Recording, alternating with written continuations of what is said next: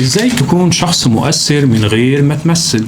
طيب، عارفين في جملة كده كنا بنسمعها زمان وما زلنا بنسمعها، اسمع حد كده يقول لك ايه: كل واحد فينا في الحياة اللي احنا عايشينها ربنا سبحانه وتعالى خلقه علشان ليه رسالة معينة في الحياة دي. مفيش حد ربنا سبحانه وتعالى خلقه كده عبثا، كل انسان فينا وليه رسالة. بس خليني اقول لك بناء على خبرة لاكتر من 16 سنة لقيت ان كل انسان فعلا عنده رسالة، بس مش كلنا قدرنا ان احنا نخرجها للعالم. وانا هقول لك ليه. لاننا ببساطة شديدة جدا اتربينا على اسكت، عيب تتكلم قدام الكبار، وحتى ساعات بنقول لنفسنا هو انا مين اصلا عشان اتكلم. وانا والله شفت ناس فعلا جواها قصص وعلم وتجارب اعمق بكتير من كتب كتير انا قريتها، بس اول ما يقفوا قدام الكاميرا صوتهم بيطفي وعقلهم بيهني وكأن في زرار جواهم اتقفل. وعشان كده من 16 سنة بدأت اقدم برنامج اعداد المدربين، واللي كان هدفه ازاي ان انا اساعد حد جواه فعلا صوت ومش عارف ازاي يوصله للعالم. ومن يومها خرج من البرنامج ده آلاف المتدربين، وناس منهم بقوا فعلا مؤثرين ومشاهير. وده مش عشان كانوا موهوبين،